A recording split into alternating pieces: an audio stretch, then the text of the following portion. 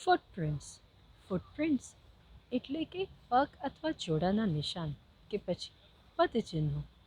પદચિહ્નો વિશે વિચારીએ તો બાળક જન્મે ત્યારે એની પગલીની પ્રથમ નિશાની એ ઘરના આનંદનું કારણ બની જાય છે અને એને આપણે પોતાની પાસે કપડામાં કેદ કરીને હંમેશ માટે રાખી લઈએ છીએ. એટલું જ નહીં, એના પોતાના માટે પણ ભવિષ્યમાં એ સોનેરી યાદનું પ્રતીક સમાન બની જાય છે. બાળક જેમ જેમ મોટો થાય એમ એના પગનું માપ બદલાય છે.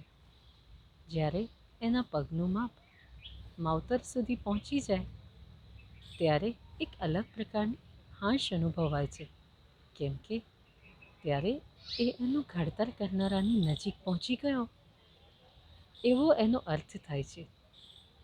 આ વાત તાદ્રશ રીતે જોઈ શકાય એવા પગલાંની છે.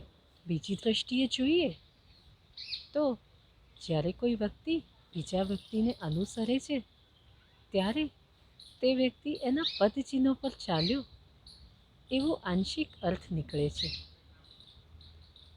જ્યારે કોઈના વાણી અથવા વ્યવહારની તુલના કરી શકાય એવું વર્તન થાય તો એ વ્યક્તિ માટે ખૂબ કારગર નીવડે છે અને એને પ્રેરણાદાયક બનાવી દે છે.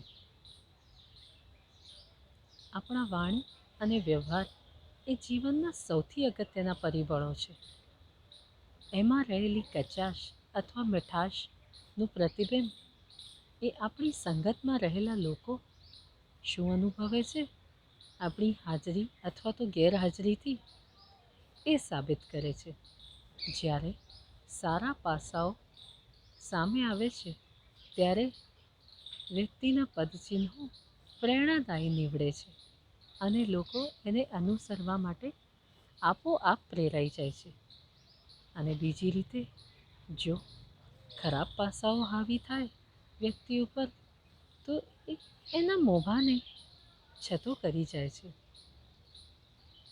વ્યક્તિ માટે પદચિહ્નો કેવા હોવા જોઈએ એ તો હું નહીં પૂછું, પરંતુ તમારી દ્રષ્ટિએ અનુસરવા લાયક પદચિહ્નો કોને કહી શકાય? જો એ શેર કરશો કોમેન્ટમાં તો મને ખૂબ આનંદ થશે. જોડાઈ રહેવા માટે ખૂબ આભાર.